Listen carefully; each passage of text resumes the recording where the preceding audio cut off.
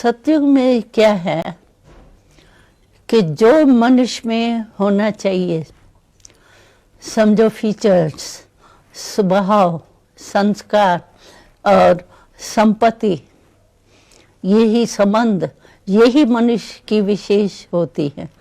तो वहाँ सतयुग में सभी संपूर्ण है। प्रकृति जो है वो भी सत्व प्रधान है, इसीलिए वहाँ कोई हलचल नहीं। प्रकृति जो है वो सुख देने वाली है, इसीलिए वहाँ प्रकृति द्वारा भी सुख मिलता है, दुख का नाम निशान नहीं है। और मनुष्य जो है संबंध में भी कोई नीचे ऊपर नहीं है, एक दो से संबंध ऐसा स्नेह भरा है जो को होना चाहिए, और साथ में संपत्ति की भी कोई कमी नहीं है। तो चाहिए क्या?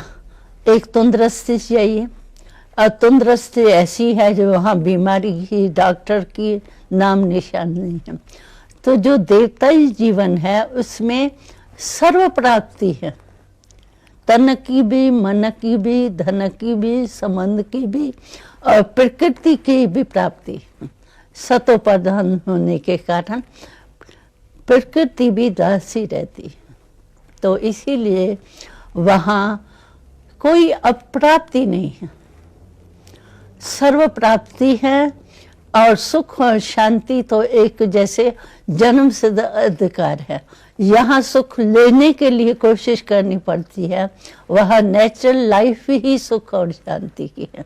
इसीलिए वो देवताएं जो हैं वो आकर्षण करते हैं, क्योंकि यहाँ की पवित्रता वहाँ की प्राप्ति है।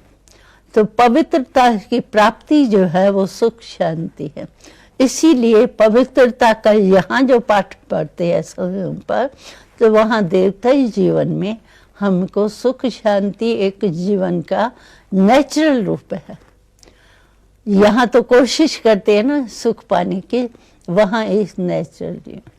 इतनी मशीनरी वहाँ नहीं है, सोलर सिस्टम ज़्यादा है और प्रकृति द्वारा ही समझो वायु है, तो वायु भी कहीं काम में आती है, जैसे फैक्ट्री है या कुछ भी है तो वायु भी मदद करती है। काम करना पड़ेगा, लेकिन क्या है कि यहाँ मेहनत करनी पड़ती है। समझो फल डाला आपने और अचानक ही कुछ बारिश आ गई, अचानक ही प्रकृति की हलचल हो गई, तो मेहनत करते बीज अच्छा होते हुए भी फल अच्छा नहीं निकलता।